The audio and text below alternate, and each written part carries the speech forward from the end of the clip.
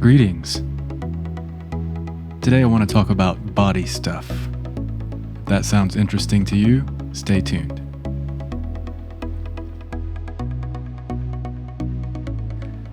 So one of the main goals that I have for this LightCast series, or for even sharing some of my ideas in general, is to just open up space for me and everyone around me and in my field to just be able to express ourselves authentically. To that end, I think a lot of what I have published for us on the channel so far has been, it's in the head a lot. It's very mental, some spiritual stuff too, but a lot of that in terms of communication is through language, through mental concepts, because I guess that's just the way we do it. We have spiritual thoughts, ideas, and insights, but they get communicated through language and through the mind. So I want to talk today on a topic that is very much a part of my experience that I haven't necessarily addressed. Well, I have a little bit, but I'm going to address it in a sort of focused, intentional way today, and that's the physical body. I'm just going to have some more coffee. I guess the particular reason why I'm publishing this now is because it's a big part of my current focus now. I recently have sort of amped up my weightlifting efforts regime and increased my caloric intake. So I'm sort of hulking up for the winter, or maybe even for longer. But because it's such a big part of my focus in my daily experience, and it's been on my mind a lot lately, I thought I'd share about it with you guys. So this is going to be a non-scripted, extemporaneous contemplation on my relationship with my physical body and generally our relationships with our physical bodies. So the very, very first thing I would like to do is express generally an idea of what I mean when I say the physical body. This has always kind of been my intuitive sense, but in terms of like defining what the physical body is or what its purpose is,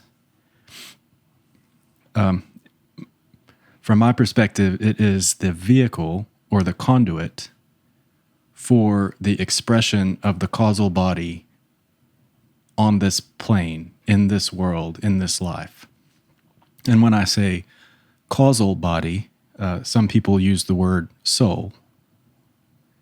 Some people use the word source self or divine self. But generally, there is a larger, higher, broader, non-physical aspect of who and what we are. And it is currently focused here and now through this vehicle that you have. It's almost like the vehicle, the body, was manifest in order to support the expression of this life experience. Along with that, I think I would like to express that we are, as consciousnesses, required to care for the body that we have, if we want to stay here. So we have free will in this experience, and we can choose to make choices that honor and support the body and its expression, or we can make choices that are hard on the body and a detriment to the body and suppress or inhibit its expression. So let's just call that a basis. I just wanted to kind of weave in those spiritual themes. And there are going to be a couple more that I bring into the conversation as well. Actually, let me go ahead and do that. So I'm going to confess my vanity now. And the reason that I'm able to do that is because I've contemplated it a lot, and I believe that I have a healthy relationship with this. I'm going to call it a shadow behavior, the shadow of vanity. Once you are aware of it, you kind of watch yourself expressing that way. It has far less control or power over you and your behavior. So in the past, my vanity, I wasn't as aware of it. And so some of its impact on me was sort of unconscious. Whereas now I can just literally poke fun of my Pillsbury Doughboy Marshmallow Man self. And when I see myself expressing the shadow of vanity or through vanity, I can just kind of chuckle about it and laugh about it. But there is sort of a contemporary spiritual conversation that I want to express around this idea of vanity, because those of you who are seeing this may not have been exposed to it and you might appreciate it. So in the Gene Key synthesis, where Richard Rudd has expressed the 64 archetypes of the gene keys on a spectrum of consciousness from a shadow expression to a higher frequency gift, and then the highest frequency, the city, there is the 12th gene key with its shadow expression of vanity. And this happens to be the gene key of my conscious moon. So that energy of that 12th archetype is a part of my natal design coming into an experience. So it's just interesting to think about. I came into an experience where the theme of vanity was potentially something that was going to be a part of my expression. Then, of course, at the higher frequencies, it becomes purity. So every shadow contains a gift. That's what Richard Rudd says. So that's one more spiritual dynamic. And then the last spiritual dynamic, and then I'm going to dive into some other stuff, is the energy of the 46th hexagram or gene key, which in the human design system is pushing upward the gate of the determination of the self. Good fortune that may be perceived as the result of serendipity, but derives from effort and dedication. I'm just going to read the first sentence from this human design book in the description of this 46th. The 46th gate is focused on the quality of life we experience in a physical body.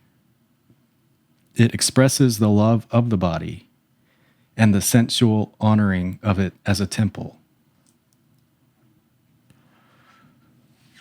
So there's another kind of layer of a theme that is in my design that was interesting to come to know that was there, and then reflect on past experiences that kind of validate that. Okay, so I want to go back and do sort of a brief history of Jared's relationship with his body. I don't know how brief. We'll see. Maybe this video won't get any likes or views, but I'm expressing myself. So as long as I can remember, I have always felt like I was awkward in my body. I don't expect that that's what others perceived, but that's what I felt or what I perceived.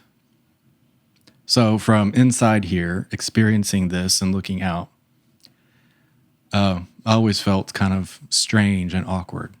And I don't know how universal that is. Maybe we'll open up a dialogue about that. But I also, and maybe this is part of the vanity, I never wanted to do anything until I completely understood it, completely mastered it, and was really good at it.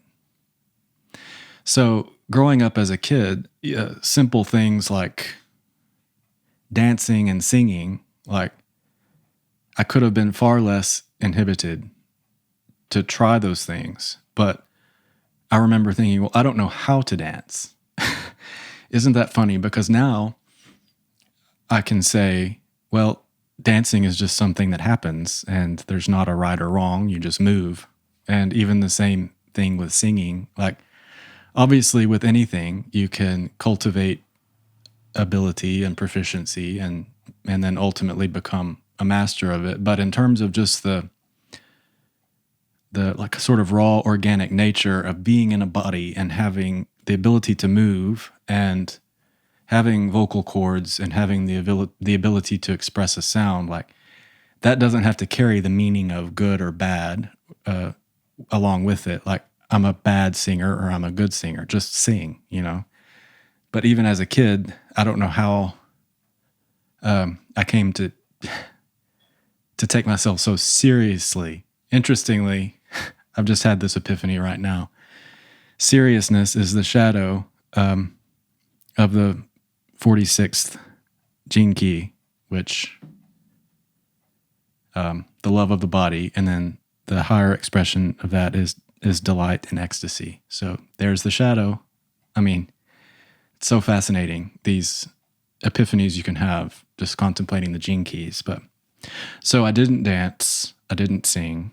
I just kind of was constricted and played all that stuff pretty safe as a kid. I took Kung Fu. I was really good at that. I liked to swim. I did okay at that. I played football for 1 year in middle school. Didn't like that. I'm not competitive. Don't need to beat up on people. Don't need to push around on people. I was in band, so some people did do band and football together in the small school that I went to, but I chose to kind of take the path of music and avoided athletics. But I did, around, I think, my sophomore year of high school, got a Bowflex machine and started kind of training my body at home because partly because of my vanity. I wanted people to think I was good looking. And then partly because there was this desire that I began to feel to feel and be vital and feel strong and express that in my relationship with the body. So I did the Bowflex thing. And I guess I'll just drop a few pictures in here in the edit as I'm talking. So then in college, the first year or two was rough. My diet was terrible. Architecture school is not an easy program, so it was kind of consuming. I guess probably during my sophomore year, I did start going to the rec center and resumed my training there. Started running a lot, running on the treadmill a lot, and got pretty trim. And so by my junior year in college, I had an okay body, an okay physique, I think. In fact, now where I am looking back, like, I didn't think it was as good then as it seems to me now. I was pretty svelte and trim and lean and looked okay, I think. Then after college is when I started hitting the gym a little bit harder. And so it's interesting to know, like, we may all sort of gravitate towards certain ways of expressing in the body. And for me, strength training has always been kind of the thing that I did. Maybe because in some ways I was naturally good at it. I liked the way it felt. I don't know. Some people naturally gravitate towards yoga. Some people naturally gravitate towards running. Some people naturally gravitate towards ballet or gymnastics. Like, there are all these different things, but I always sort of got pulled toward weightlifting, even though I wasn't athletic. It's kind of strange. I guess maybe I am athletic, and I just have a skewed definition of what that means. Okay, so after college, trained kind of occasionally with my dad, but mostly on my own for a few years. And then I got my first workout partner, which was a friend here in North Texas. And we sort of started training together organically. He was the first person to kind of expose me more toward the world of bodybuilding or other bodybuilders or what others are doing, including the idea of bulking and cutting and kind of counting your macros and that kind of stuff. And so, again, at this time, I was pretty trim and pretty lean, but that was getting a little old. So I was excited to have kind of a new adventure to experience with my new workout partner. So I started experimenting with supplementation, proteins, and pre-workout. That was kind of the first time I ever used a pre-workout drink, and sometimes an intra-workout. I never did any hormone, testosterone, or anything like that. I've never had the desire to do that. I'm not criticizing it. I just didn't ever want to do it. But he and I challenged each other. It's not like competition because, like I said, I'm not a competitive person. But having someone there to kind of encourage you was a good thing. And then we did the whole bulking up thing together. So I have done. That was, I think, around 2011, 2012. I did what I would call my first pretty significant bulking up phase. And so my my weight went from, I was probably around 175 when I started it and went up to around 205.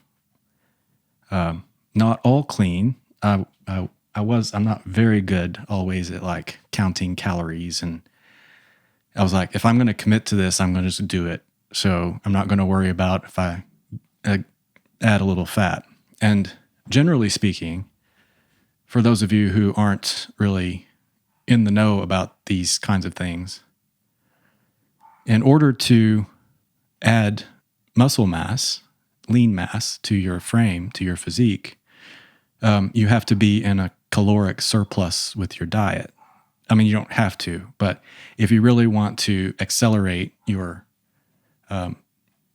growth, you have to nourish your muscles. So eating more than your maintenance calories is a way to do that. But you don't just gain muscle, you'll also gain some fat.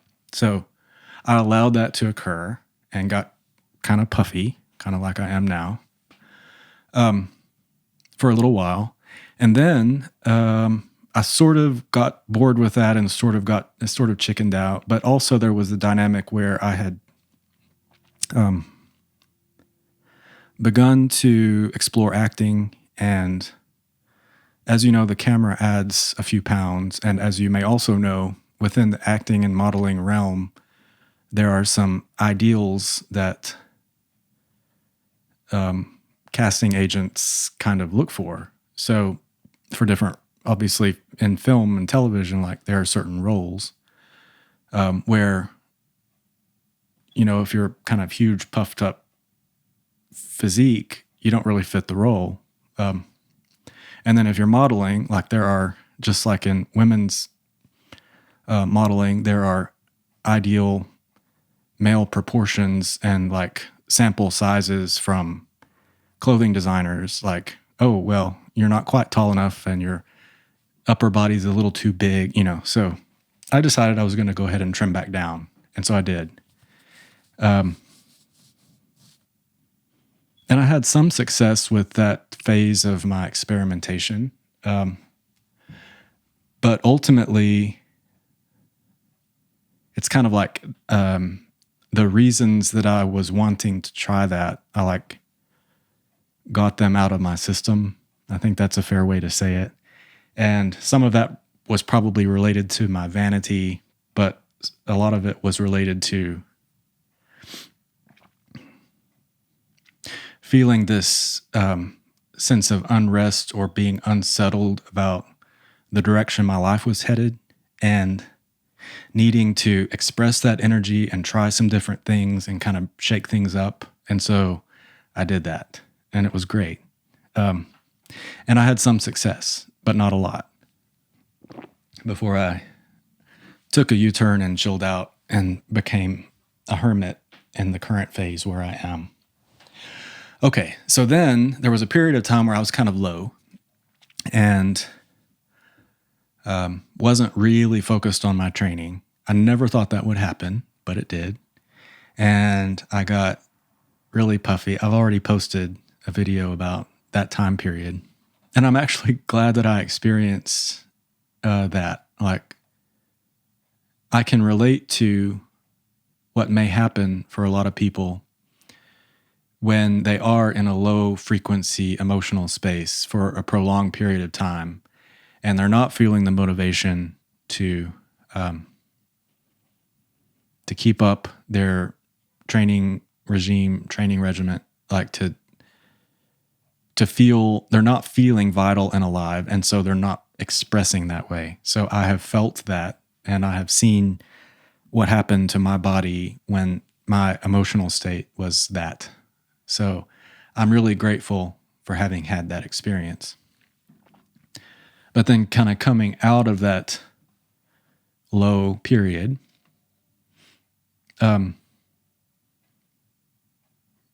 this past summer, I was in a mode of regular cardio every day, and I was training weightlifting a little bit, and I had trimmed down to like, it's not like I trimmed way down. I was like 185 when I was kind of leaning out, and I could have leaned out probably another 10 pounds, really. Like, I wasn't taking it super seriously, but I was fairly trim.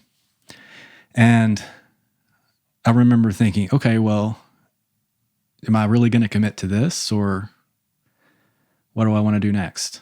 And so I decided I was going to hulk up again. So this is kind of like my second major in my lifetime hulk up phase.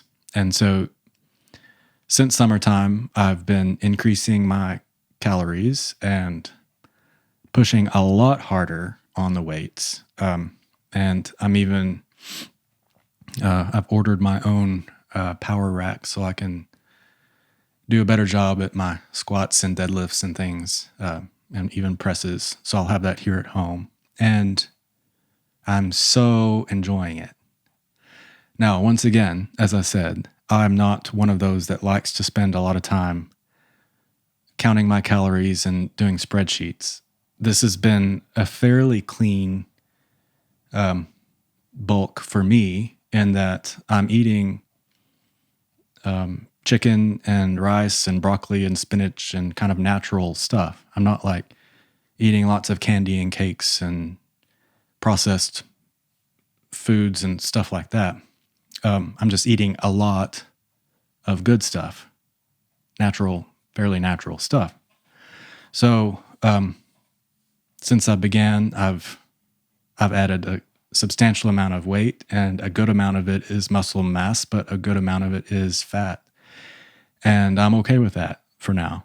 Like I said, I have a healthy relationship with my vanity, and I'm kind of past the need to prove anything with regards to my physique to anyone. So it's okay if we talk about the fat rolls in this instance. And so that kind of leads me to to a summation. And I've sort of expressed this theme in previous videos skirting around this topic. But, you know, when you look out across the fitness industry, there are a million different trainers who are pushing a million different programs, and there are a million different dietitians or nutritionists who suggest that they have the diet that's going to work for you, and no matter who you are.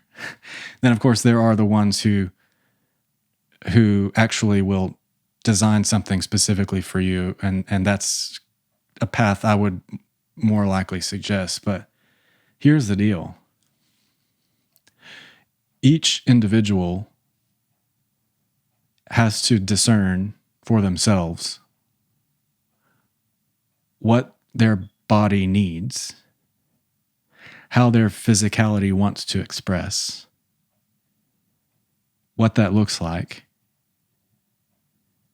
It's about your relationship with your higher self and its intentions.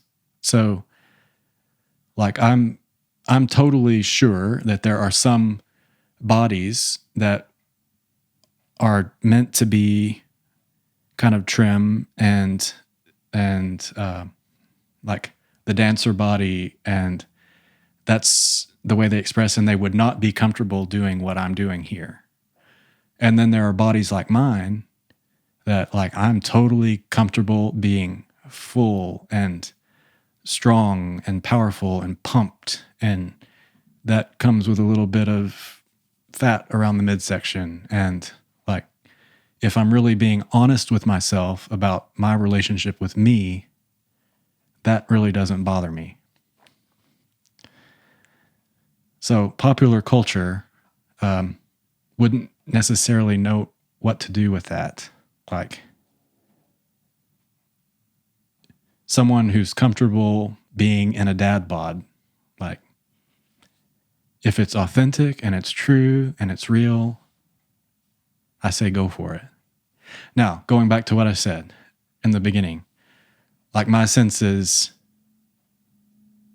we are required to care for our body. So within limits, you can do things. I just watched a video with Ronnie Coleman, the great bodybuilder. Again, I don't really follow the industry. I don't know what his stats are, but he has like all this metal holding his spine together, and he's had all these surgeries, and he has to take hormone replacement therapy after having used steroids during that time when he was training and competing. So he really pushed his body, and now he's like in a wheelchair. Now, I'm not criticizing this either necessarily, to be honest. Like, he's owning it that he knew what he was doing and he took the risk, and he is where he is, and he's at peace with that. But even when I say, like I'm trying to express, you are required to take care of your body, but you're also the arbiter. Your soul is also the arbiter and the definition of what that means. Like, there are some in spiritual communities that I've been looking at that talk about, oh, we should really all just be eating fruit and fruit juice and kind of living that way. Well, that may be the appropriate answer for some of us. But just as I said with the dietitians and the trainers and everybody who's promoting like a one size fits all, like everybody should be keto, or everybody should be paleo, or everybody should be carnivore, or everybody should be vegan, or everybody should be vegetarian. I don't subscribe to that. I think everybody should be. And you are the one to discern what's right for you at what time in your life. So my encouragement to all of us, including myself, is to own that and to just be and to have fun and enjoy the experience of living, the experience of being alive in a physical body that can do things. Enjoy it. Find something that you love to do in your body and enjoy it. That's my encouragement. So I'm doing what I enjoy doing in my physical body for now. And maybe after I get to the limits of my fatness over the winter, then I will cut back down and be trim and svelte again in the future. I don't know. Maybe I'll like being huge. Maybe I'll stay that way for a while. Okay, So I appreciate your hanging in there with me for this episode. I hope I've given some meaningful commentary and thoughts and ideas around the spirituality of physicality and cultivating your relationship with your body, finding a way to honor your body as a vehicle for your higher self to express. Yeah. Please don't hesitate to comment or let me know if you have any thoughts or if this has inspired anything within you. Okay, it's a kind of rainy, gloomy Saturday here in North Texas, so I think I'm going to finish this edit and maybe post it and then veg out for the rest of the afternoon. It's a Saturday, why not? As always, sending you love and light until next time. Thank you.